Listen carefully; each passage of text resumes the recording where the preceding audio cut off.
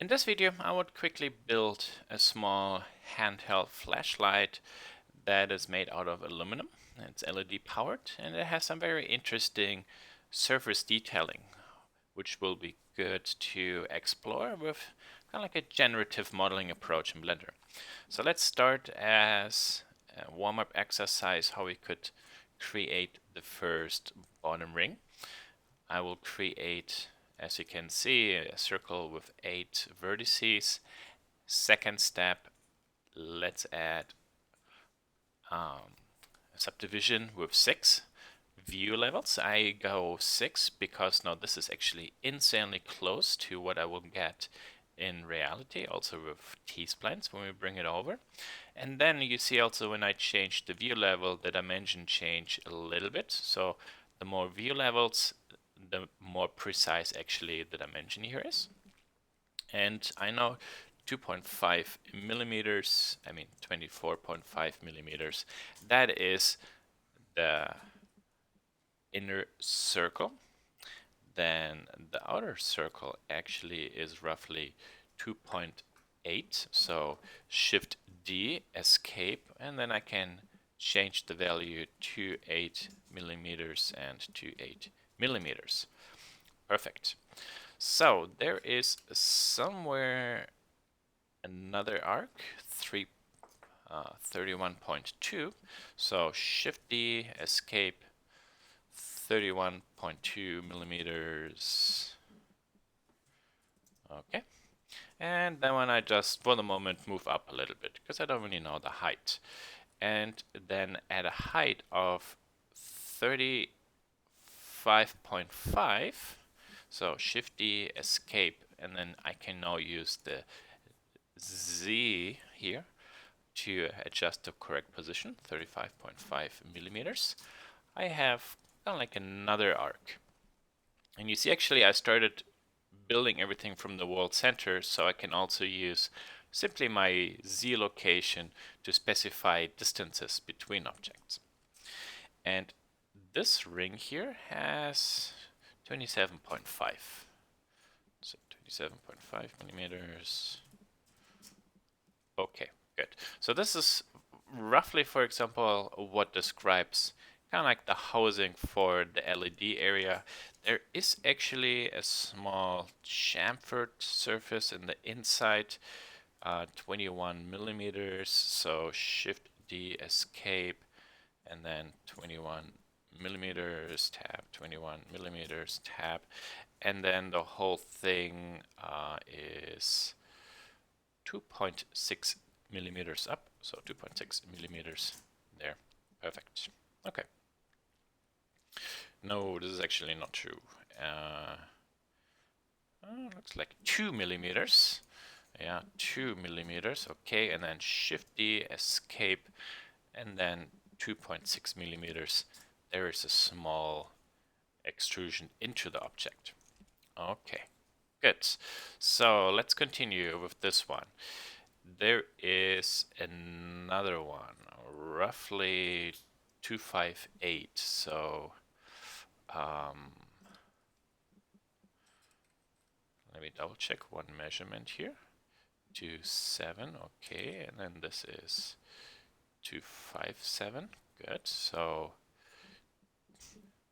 Shift D, escape, and 25.7 millimeters. 25. Whoops. Okay, and the whole thing goes up 5 millimeters. So 55 plus 5 is 6. And of course, that's not correct. Wah, wah.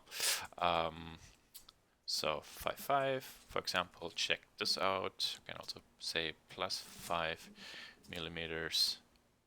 Oh, that goes this way. So we have to be a little bit careful about our dimensioning. Plus 5 millimeters. Does this, for example, work out? And that works out. So, because I added 5 millimeters to the centimeters I had there before. So this ring goes up roughly 25.5 millimeters. So Shift D, escape, GZ, 0.0255. So 25.5 millimeters is 2.5 5 centimeters, and enter. Perfect. There's really just a millimeter distance, I would say. Yeah, it looks actually like a millimeter. So Shift D, escape, GZ dot 0001, 1 millimeter up. Wait, no, this was not the millimeter. GZ dot 001, there, 1 millimeter. And then this part actually is roughly 2725. So 2.75 millimeters and 27.5 millimeters. Okay, the height is roughly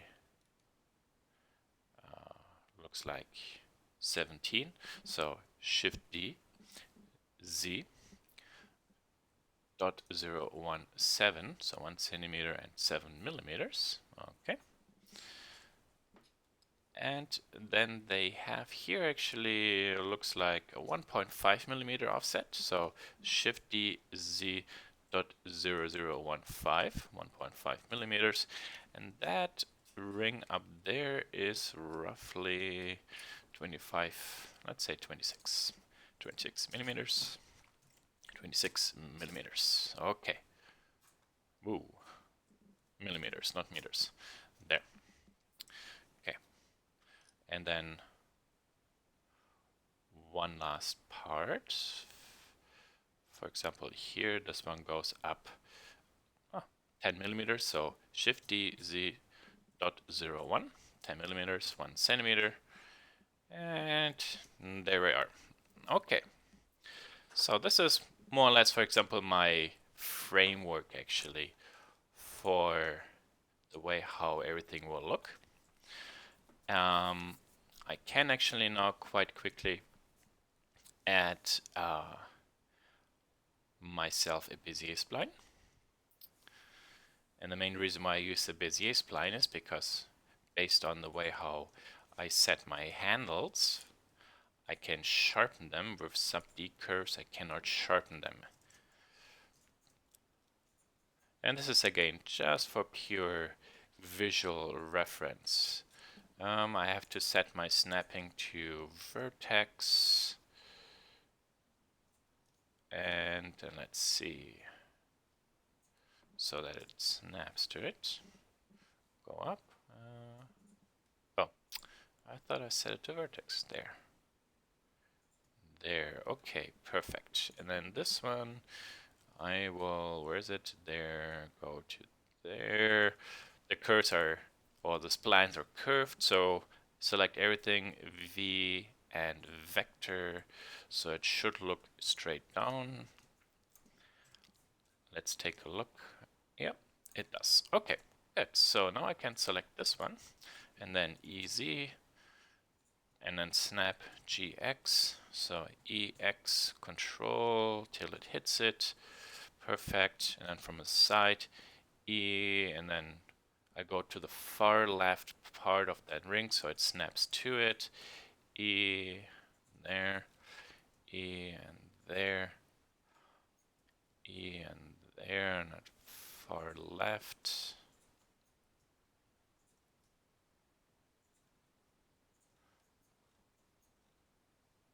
And this one wasn't correct, so be careful how you snap there. Let's do some double check. Whoops. So I did actually everything maybe with a little bit too far zoomed out. But looks like for the rest, this is all very accurate. Okay, so this point, for example, is round, so I will set this to aligned. And maybe, yeah, go to there. And then this one, maybe I push out a little bit, so I have a nice chamfer, and the same here. No, not chamfer, a nice arc.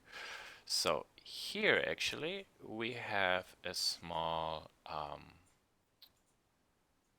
circular extrusion, kind of like a rim that goes around it. And I could sculpt it this way. Okay, And now I can, for example, move this one up and down to just shape this part the way how I want. And let's say I like that position, and I could move this one up and then snap it to the exact position where my spline point is. Maybe let's do a screw modifier. Let's go with 64. Maybe up here actually EX, and let's move it in a little bit there. Let's add an edge split so we see the sharp corners. Okay, this looks pretty good. Okay. So at the bottom part, we have 10 cylinders cutting their volume out of, let's say, the head area or where the LED part is. So we can do this. First, we create maybe a small circle. Actually, I do the same here. Subdivision surface. Set this one to 6. And then I go into edit mode, press E, escape, and scale it a little bit up. And you might ask yourself, well, what's this one for? So this one has to be at a height of 5.5. And at this point now, it will be good to work with some colors again. So maybe modeling. And then this one, I don't know, let's say I call this one guide. Let's use an ice sensitive color, okay. And then I scale this one to the outside till it starts to intersect with my cylinder here. Perfect. And what this actually defines is the start where the cylinders cut actually into the light. And this whole thing is roughly, I think, 2.5, not 20, 21 centimeters, millimeters. So Shift D, Z dot 012. Shift D, Z dot 021. Okay. There. Perfect. There's actually a duplicate. So to make this a little bit better to see, I simply scale the outside ring a tick bigger. Okay, perfect. So this whole opening at the max is actually roughly, as it seems, 3 centimeters. So I can actually create myself a small cube, scale this cube down. This cube should be along the X, 3 millimeters. Okay. And then maybe from the side view, I move this one to there just a little bit so it sticks out. These parts I move in. And then those corners I delete. There. And maybe give this one also the modeling color. No, the guide color. Okay. So this defines the maximum width, and those 2 orange rings define the maximum height. Because at the end we have an object which we would like to rebuild as closely as possible. So I just measure it and give myself some guides. And this is all currently very eyeballed to a certain degree, because I don't necessarily know if the way how I arced the head of the flashlight is correct. But for what we do, this is also okay. Maybe actually, let's see, when I select this one and this one, Shift S, there's the center. I want to see, oh, maybe I move this one up so this arc is actually centered between these 2 rings. And then this point I can snap up and height-wise. So, okay, perfect. Good.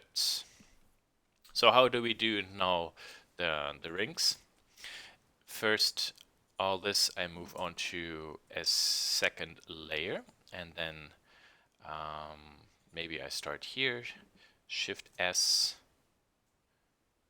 No, actually I keep it where it is. So where the cursor is, Shift A, circle. Let's add maybe subdivision of 2, and this we can scale down and move it out. And now where, for example, this arc cuts the sidewalls, that ellipse or the intersection is roughly what we will cut out of our object. And then I can press E and Z and, for example, move it up. Select the other one here and move it down. Okay, spacebar, shade smooth. And maybe Boolean. And maybe this one we give kind of like this. Actually, I will follow my common color theme, and now here those guides. I will make not this crazy green, but maybe this green. Okay, perfect. So with my blue body roughly now I can see, are the cylinders okay? Are they too big? They're too far inside. So for example, I can move them to the outside, and you see at one point here and on the top, actually there. Whoops. This is where I need to position it. How is the width? The width is actually pretty good. Volkswagen is getting a pretty big spanking. That happens when you cheat. And let's take a look at the bottom. And this is all okay.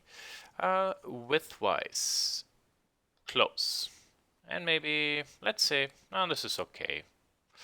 Yeah, good. So, let's make an array. We need a single arrow. I will set the arrow to 1 centimeter so it's not too big. Let's click this object, array, 10 steps, relative object offset. The array, we want 10 steps, so this is 36 degrees, 300 divided by 10. And there we are. Okay, good. This looks pretty nice. Okay. So, what I will do actually, I won't go into Boolean stuff, etc. I will continue building all the textual elements we have. So we have, for example, let's go to maybe this area here. I would like to have small pyramids come out of that surface, so like we have an additional grip. So how could we do this? So I hide this, go to here. I select maybe these two. Oh no, actually I select this lower ring here. Shift S, cursor to selected. Shift A. I will make a cube in an edit mode. Scale this cube down. Let's maybe give this a Boolean. And then in object mode, I move this object out a little bit. And I will try to position it right on the arc, plus minus. If I want to be more precise, what I simply can do is Shift S, cursor to the selected. So for my cube, then maybe I select these two edges. This is the y-axis. And I could say cursor SY0. So you see I scaled these two axes along the y-axis to the 3D cursor. Okay. Because now if I move this object and I'm still in point snap, I should be easily able to snap right onto that arc. Okay, good. So what's this one for? I will turn this one. Actually, I still keep it because I will scale everything down to the 3D cursor, and now I can turn this one off because these two edges I scale towards each other, and now I have a small pyramid. And maybe this inside face I delete for the moment. There. Okay. Nice. So I would like to create a structure that looks like a lot of pyramids bent around a ring. So what's the easiest way to do this? So I could go and say array, maybe give me, let's say 20. So I have 20 parts. Okay. Then step 2, I will add a simple deform. The simple deform will bend this geometry around the object center point, which it is why so important that the object center point is right at the end of my pyramid base. There. And we do not want twist, but bend. And I would like to have 360 degrees. So you see that the more you get to 360, we will get a circle. Perfect. But now we don't have enough steps. Then I can add more steps, and you see the more steps I add, the closer I actually get to my profile. And I will hide everything else with Shift H, going to top view, select my array, and then see if I add more arrays, if at one point I have enough points. And it looks right now I'm pretty close, but I'm not really hitting that perimeter perfectly. So the thing is, the size of my pyramid is a tick too big to be really perfectly fitting when we have 42 steps and we make a circular bend to really fit onto this ring, because in general this object is just too long compared to how long that ring is. So what we can do is turn this one on, turn this one on. When we go into edit mode, you see actually we see the result of our mesh bend. And now I can L, for example, select this geometry. And for example, let's say scale it slowly. And I pay attention to, when I scale, how and when, for example, it fits something. And I have to make one thing now very sure. So this should sit there. Let's set my 3D cursor to the object origin.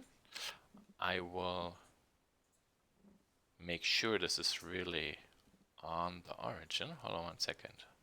Oh, I see. It bends it a little bit. Okay. Good. This is not really what I want, but these endpoints are actually there.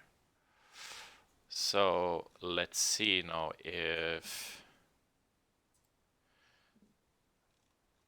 when I scale to the origin point, is it there? How is it there? So it only gets wider or bigger. Okay. So that is good. So you see if I scale this one up and down, this grows bigger or gets smaller. And what I have to make sure is that this point hits this arc, and then I'm pretty accurate with that 3D structure. Yeah. Great. Okay. So this way I created myself exactly the size or the length I need. And I could, for example, also now say, this one, array, not along there, but place along there. And zip, zip, zip, zip, zip, zip. Zip. Okay. Nearly fits. So, doesn't really hit actually the height correctly. So, two ways. Either I adjust the geometry and squeeze it down, or maybe I change the design of my light a little bit. I will, let's see, what could we do? Because I could scale everything down, but maybe then I might need to add more points, which I think we should do anyway, because these pyramids are kind of large. So even if I move these points in, this is maybe not too bad, but we can easily add few more points. So, okay, select everything, and then I scale this one down. And actually, I move this one up a little bit. There. And then scale this one down a little bit till, for example, it hits the height here. Okay. There.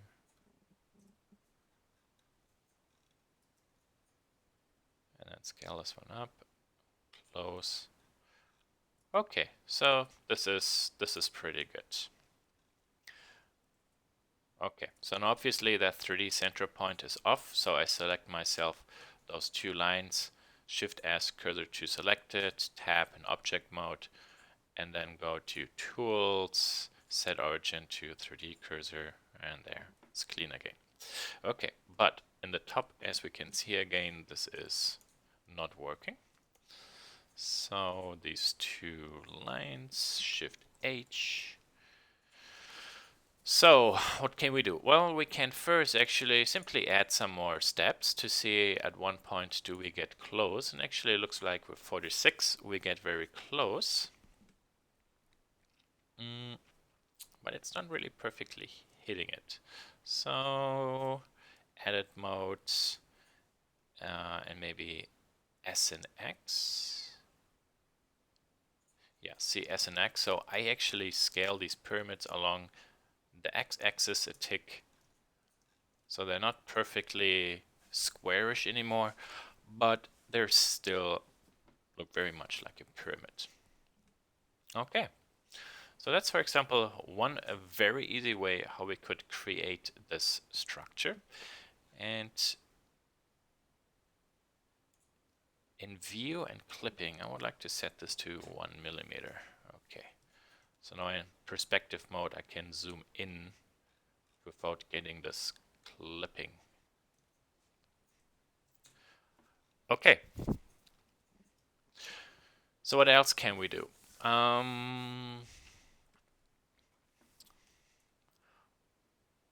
Let's see what happens if we select everything. And for example, I sink this in just a tick. So I have now a surface where actually, as you can see, the pyramids come out of the surface. They don't sit necessarily on the surface, but there's a nice even grid around them. So you see, by moving it out, I shrink it, or moving in, I'm moving it out, I expand it. By moving it in, I shrink it. So this way you can either say, sit on the surface, or go behind and come out. Kind of like a small added structural detail. And this, for example, at the same time also gives us a small rim at the bottom and also the top. Pretty good. Let me Shift D copy this one, and I move this one up. And let's say up here, I would like to have a similar structure, and the whole thing should be roughly 6 millimeters. So, one moment. So there's cursor to selected. Let's set this to 0, 3 millimeters, no, 6. GZ minus .006. can scale this one, boundary box.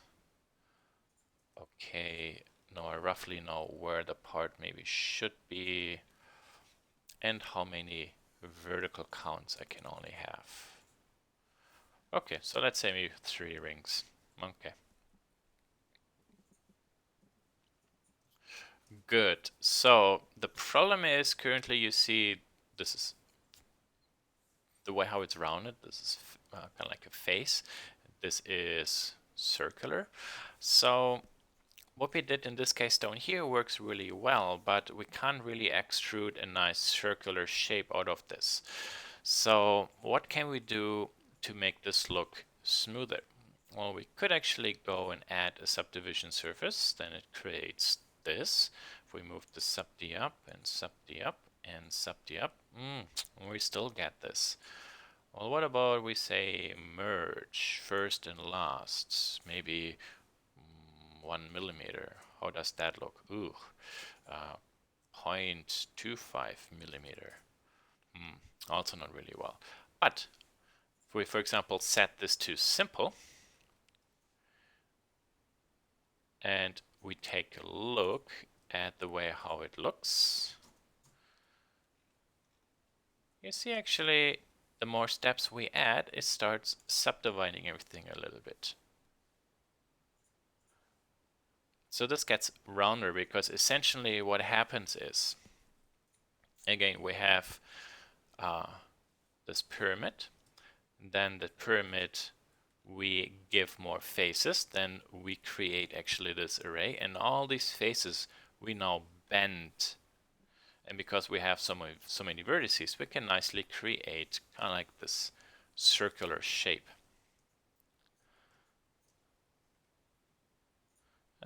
Push this one up. Okay. So, not too bad actually. Just the size is wrong, so let's see, maybe we have to move this one maybe in a little bit till, for example, it sits on that surface there. Yeah, and then let's see, we have to adjust the count, so it looks like 44. Okay,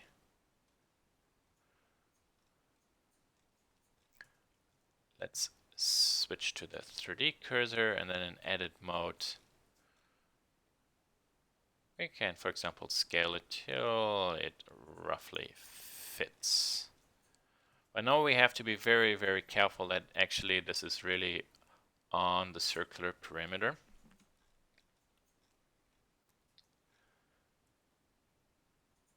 Okay. And maybe we can move this one up. And this would be kind of like now a 3-dimensional structure that is not coming through a surface, but actually sits on a surface and really looks like being very, very circular cross-section wise if you take a look at it from the top. So the only thing we have left to do if we want to make a quick render model is actually decide now how we build the rest of the bottle and then calculate everything nicely together. So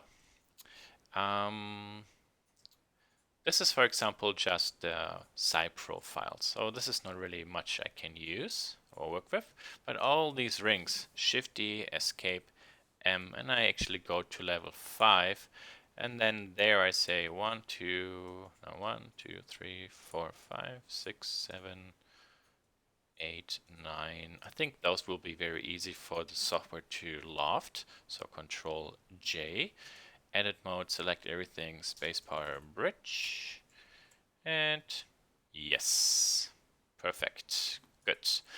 And then we can, no, I will just go with 3, not too many. Control J, 3, bridge, that should work as well. And then these 2 objects I join again, and then there. bridge. Perfect. Now obviously what I have left to do is sharpen some of those edges. So there and there, and Shift E, 1 and 0. Here we said we actually have a small arc coming out. So in this case now, this profile will help us to scale this one out. Also here, this arc, let's scale it out a little bit. There, really nice. This doesn't look very good. So one cross section doesn't do it. So I can better actually add 2 loop cuts there, and then S and Shift Z move both loop cuts out, and then maybe move this one up a little bit, move this one down a little bit, scale this one a tick, and scale this one a tick till maybe I get kind of like the shape of my initial profile from the side. There. Let's turn this one on. Shade smooth. Let's set the outer surface smoothing. So far so good. AA. Control N, so all surfaces are flipped to the outside. And this edge we crease. IF, fillet. And maybe up here I do also F to fillet, Shift E, 1 to crease it. So it's a very basic mock-up shape. Okay. And then let's actually start with this. Let's give this the modeling color. Then there, let's first call this, for example, light body. This, for example, are tube cuts. And then we could add a Boolean command, difference, tube cut. Let's take a look. There, perfect. And let's work with this one. Let's say grip 1 and maybe grip 2. Grip 1 we can actually easily Boolean to it. Grip 2 we can't really because it sits more on the surface.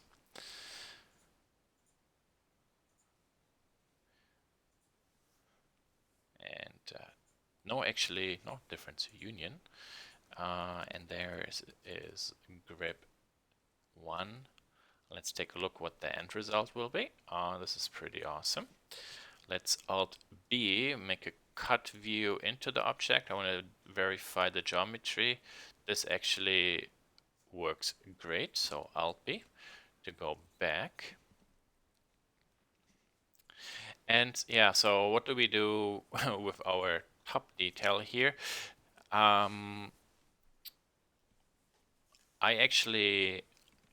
This is a pretty complicated geometry and also patterning. So in Alias, you might actually have to completely rebuild it from scratch. But for this type of exploring a detail here, the process in Blender for the conceptual modeling actually was much faster. So if I, for example, want this geometry to really be perfectly sitting on the circle, this piece here I can't really use. If in Fusion, for example, later I would like to add the geometry coming through the surface, like I have in this case, then the geometry I created in Blender I can totally continue to use. So what I simply will do is Shift D, and this one I move down onto a different layer, and here actually I will move this in a little bit.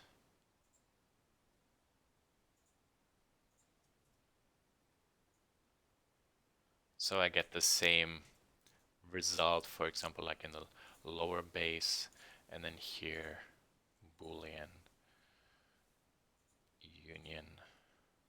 Oh, well, I do not need this one. Okay, there. And grep2 there. Perfect. Okay.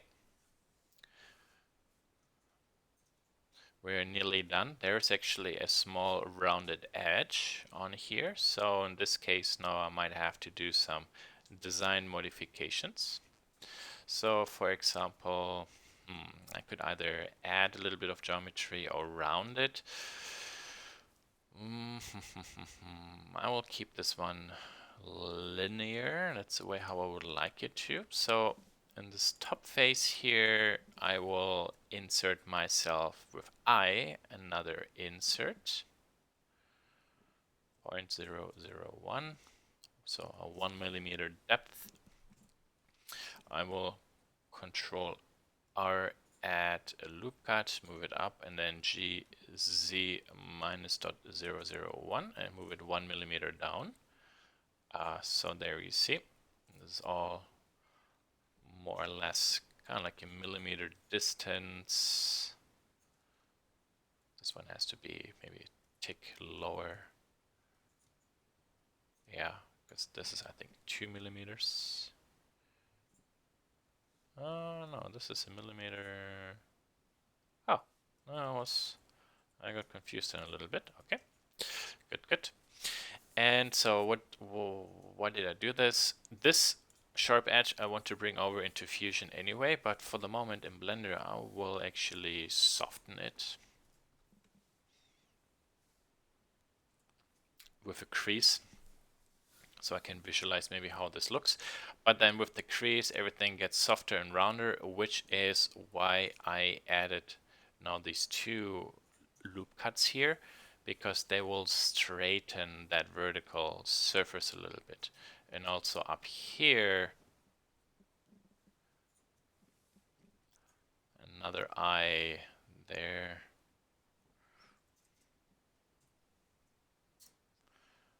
And let's select this one, Shift E -1, so we remove the weight. There we have two loop cuts that stabilize the top surface. And now actually I can maybe bring grep2 back. Let's see. Yeah, obviously it's too high, so this one has to go down maybe by 2 millimeters. GZ minus .002. Enter. Let's take a look. Yeah, okay. Perfect. So this edge, which currently I soften in Blender, I will bring over into Fusion as a sharp edge, and then in Fusion round it there. And I think we can actually bring this one up 1 millimeter, GZ.001. Let's go to layer 5. Yeah. Perfect. So right here where my cursor is, there's actually a material separation where this cap could be screwed off. And there is a small dome actually on top that's made out of rubber. And there is a push button below. So that's the last piece I would like to build, because that part is also structured. So this is actually 16.25 wide. So let's go back to here. There, Shift D, escape, and then 16.25 millimeters, 16.25 millimeters. That's roughly the dome I have. And then we can maybe Shift D, escape, RX90, maybe scale it down. What's the maximum height? This actually sticks out quite nicely. It looks like this is 2.7, so there's like 2 millimeters. So let's say 2.5, that makes 6. So Z, let's apply the rotation so I can see this better. So here, you 6 millimeters. Okay, so this is 3 and 3. And if we make this one 5 millimeters, then it's 2 millimeters and a half. Okay, so this roughly, this thing functions a little bit as my upper arc. Okay, perfect. So maybe let's take a look at that part. So how do we now create kind of like a nice dome that is also geometry-wise circular as much as possible, but does not, how could I say that, has the issue of being too dense. So I could set my 3D cursor to there. I go to this layer here, Shift A, circle, for example 8, okay. Then let's smooth it. So what was the size? 0.6, so 1.6 millimeters and 1.6 millimeters. No, 16 millimeters. Okay, and edit mode. So what do we do now? So check this one out. I can select these 2 points and fill them. And then I subdivide this line, because then I have 1, 2, 3, 4, 1, 2, 3, 4, 1, 2, 3, 4, 1, 2, 3, 4. And then this point, let's see what happens if I move it up. So we get kind of like a shape like this. Okay, not too bad. The silicone surface also sinks down a little bit. I don't necessarily know how the piece really looks in the inside, so I simply press not Shift A, I would just press E and then Z and move it down a little bit. And then the rest here I select to move it up a little bit. And then, yeah, now comes the fun part. How do I make sure that this really looks like a good sphere? So this is, for example, where the quad ball comes in very handy. So I will pause the video for a moment, load my quad ball, and then I will be back. So I have my quad ball actually on my Google Drive. So I go import OBJ, Google Drive. There's my quad ball. Import. That thing is huge. So I have to first scale that thing down. There, more. And subdivision surface, move this one up. There. Scale this more a little bit. There. And then maybe this geometry, the bottom part I can delete. This bottom part IE and stretch down. And for example, all this I can move down a little bit. Maybe all this I move up a tick. Scale it further. Now this is a silicone part, so it will be very smooth. So in terms of perfect modeling, I can let go a little bit. I will actually set my 3D cursor to there for the simple reason that now I can scale everything down till it hits there. Yeah. Okay, well, let's verify the way how this looks, and this is actually pretty close to the original design. So this is kind of like my self-built quad ball, and that's the body. So see, this one's a little bit too flat. This other one is a little bit rounder. So I might have to adjust maybe this part at one point. So there will actually be a hole inside. But let's say what we want maybe at one point is just to print kind of like an object that has all these parts joined together. So you just have a solid study object, which maybe you could touch or so. And for this, I keep this one inserted into the surface. Now, this top surface here also has actually a small geometry added onto it. So actually I will make this one modeling, and those are small cubes, and they have a really nice and neat array. So how do I now actually get, for example, those cubes projected on it? And this is actually quite simple. So let's go to here and then Shift A, scale this one down a little bit.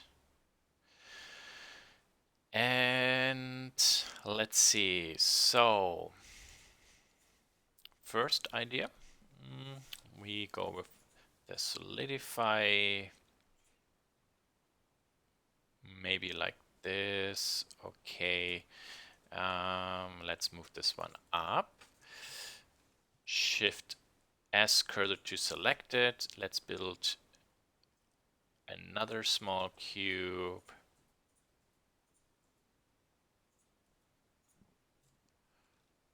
For example, there, this way. Okay, and then we could say, hey, you shrink wrap project onto this one, project along the z-axis negative. And the problem is some hit, not all hit. So shoot, doesn't necessarily work really perfect. Is there maybe a secondary way? Well, there is. So let's make a plane, and this plane I scale down a lot. There. And now I have to work a little bit with a grid. So I Shift D, make it a bigger plane and scale it maybe to there. And then this plane I will set to wire, so I just see it as a frame. And I use this one because this one I will move over, G and Y, snap, G and X, snap. And then I can array this. So let's say 10 with a complete full distance of 1 square in between. Okay. And maybe let's do the same for the other direction. 0, -2. Oops. -2. And how many do we need? There. Okay. That doesn't look too bad. The problem, however, is you can see it's not perfectly centered. So this is actually what I will do now. I will select this rectangle and actually move these points to there. No, hold on. Actually, here we add one more step there. Yeah. And then snap those to there. These points we snap down to there. And then for this object, I say set origin to the geometry. So this is now actually the center of my cube. Shift S, cursor to select it. Where's the cursor? So it's not 100% at the world center. Okay, so where is this useful for? Very simple. This part, so this mesh, I will parent to this rectangle. So click this array, shift click that rectangle, press Ctrl P for parent or object, parent and object. And then when I move this rectangle, you see the rest follows, because now this rectangle I could set to 0 and 0, and my array, which has its object center there, follows it. And this is actually perfectly centered now. So it's a little bit of a workaround using a reference object that is squarish to be parented to, and then we can set this one to the correct world position. So what's this one really useful for? Well, simply I can now say, hey, you shrink wrap onto this, project z negative, and most of those faces actually will work. Some don't, and that's okay, because that might be simply a given issue. But what we can do now is, first, all this maybe we should move onto this layer. And then this part here, Shift D, escape. So I made a copy, and then I can click apply, apply, apply, go into edit mode, and then everything that's garbage I select.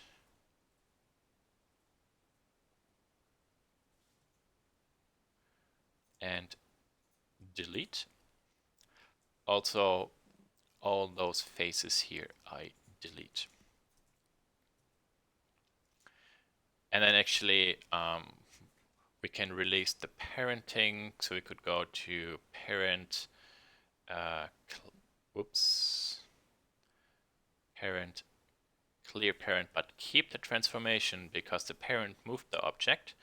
We want it to remain where it is. So clear and keep this. And then we could say set origin to geometry. There. Perfect. Maybe this one we can move for the moment to layer 4, so it's gone for the rest, and take a look at what we have.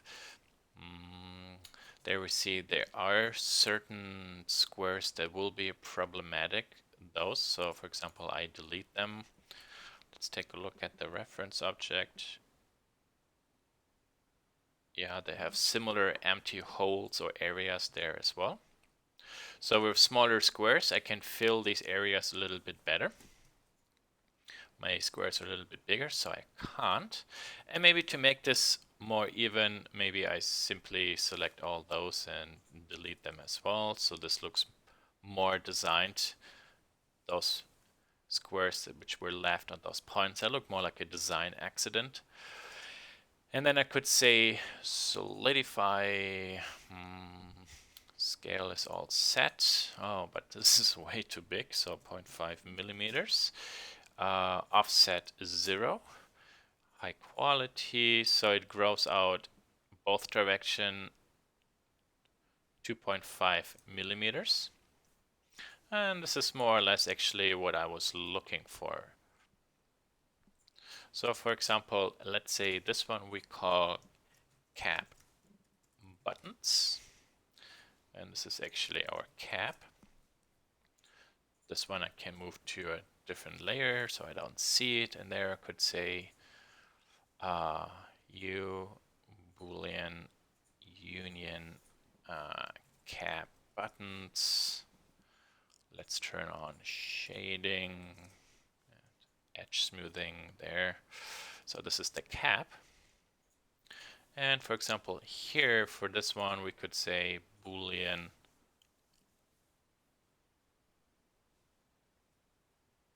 well, maybe I changed something with the grip. Let me see what happened there. Union cap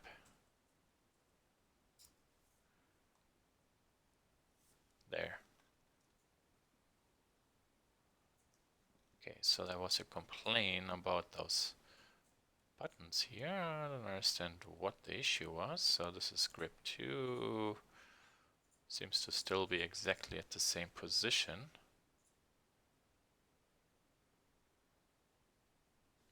Well, this was a false error. Okay. So this concludes actually the exercise. I wanted to show you again, two different techniques how we could create an instance surface, not an instance surface, an instance pattern over a surface. When it's a circular cross section, we can actually then create the pattern, then bend it 360. That works pretty good. And in case it's something like on the dome here, we can also then create with an array a structure, project it down, bake it, and then apply like a solidify modifier to give thickness to those cubes. Because the nice thing is, again, everything is a little bit interactive. I could go ahead and say, no, this is way too big, 0.25. And then let's go to here, edit mode, leave edit mode, and it has to update all those booleans. And there, update it. And this is probably here a small hiccup with Blender. The geometry is pretty good, but sometimes it can get confused. And there, it works again. Okay. So everything is set that we can adjust the shape. I could go into edit mode and resculpt my the shape of the light. I can change the position and size, for example, of those cuts, etc. And again, this is actually a kind of like a closed shell, and something like this is very good if, for example, you want to make very quick prototypes. Not, for example, where we have something that can be compressed or a cap that can be screwed on. So you can also do prototypes, obviously, for mechanical verification or so, but you can also do prototypes simply to take a look at. Now, if we just print this one time, okay, might be a nice exercise and awesome to have a print. But imagine you have 4 or 5 different shape variations and maybe different structures, and then you just print it out all simply as one object. There are 2 things you can learn from it. First, you can touch them and you can compare them. So that's actually very good. Second thing, everything we do here digitally we can't really touch, so we can't really experience actually the scale. So for verification, are these buttons or pyramids too big? Or in real life, when printed out, are they kind of tiny? Because I can zoom in and make them really big. I can't really experience scale here as much as I want. For example, this is actually 1 millimeter. So these buttons are actually pretty small. And for that type of a task or purpose, it's totally sufficient to build everything kind of like as one object only, and then we just print it out as one part instead of breaking everything into the cap and the part for the silicone and the head and then the threading or so. I mean, obviously for mechanical verifications or so, that's something you want to do. But in the early beginning, inside the design process, where you only just would like to experience your design, something like this is not valid. Honestly, it's just at the moment maybe all you should focus also your attention to.